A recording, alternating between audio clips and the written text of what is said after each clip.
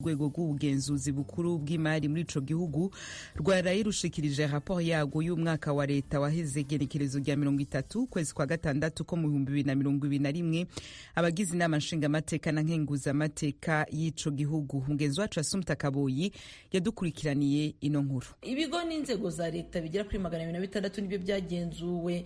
Mu bisobanuro yahaye inteko ishinga amategeko imitwe yombi ejo kuwa kane, umugenzuzi w'imari ya leta yasobanuye ko mu bigo 96 byagenzuwe byagize raporo ya nta makemwa. Ibigo 60 bigira raporo ko byakwihanganirwa, mu gihe ibigo 13 byagize raporo igayitse.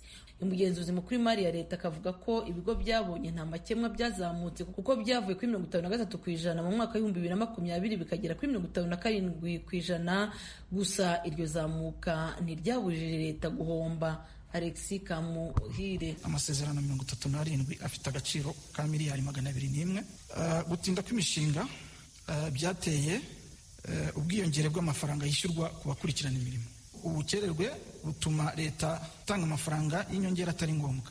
Hari imishinga yatawe, imishinga 8 ifite agaciro ka miliyoni 965, ifite imishinga yahagaze. Imishinga 11 ifite agaciro ka miliyari 102, amafaranga angana na miliyari 426 ashobora kudakoreshwa yose kubera ko imishinga agenewe yarakererewe gushyirwa mu bikorwa.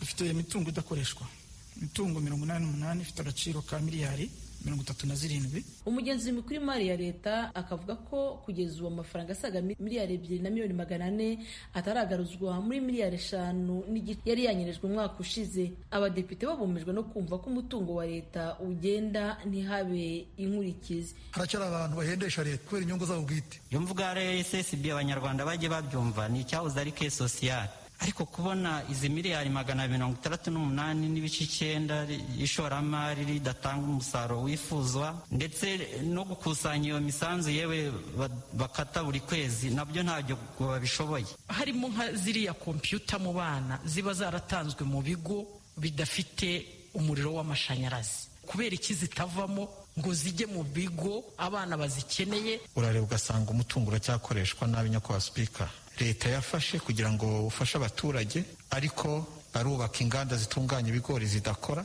Hari bamwe mu bagize inteko ishinga amategeko basabye ko imikorere ikwiye guhinduka. Usanga nibura 10% ry'ingengo y'imari dutora amafaranga buri gurengero cyangwa ugasanga yakoreshwe nabi. Abadepite tukicara tukaratifya tukemeza, ariko amafaranga nako bakangereza uko babyumva. Kuko hagombye kuba indi forum cyangwa ubundi buryo abantu biganiraho, hagafatwa indi myanzuro ikakaye, abantu bakajya bafatwa bagafungwa. Ibi naho ubundi zahora muri za raporo zanditse neza mu ndimi z'amahanga zigororotse, ariko ntakiri gukosoka. Nyuma yo kugezwaho iyi raporo, abadepite bagize komisiyo y'umutungo w'igihugu bagenda batumiza buri rwego rwose rwavuzwe mu micungire mibi y'umutungo wa leta, rugasobanura uko umutungo w'igihugu wabuze. Gusa ibi bigenda bikorwa buri gihe uko iyi raporo isohotse. Buri mwaka abadepite bakagaragaza ko birambiranye, ariko bikongera uko umwaka utashye.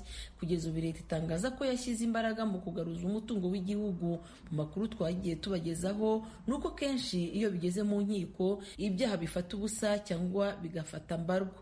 Assumpta Kaboyi, Ijwi ry'Amerika, i Kigali.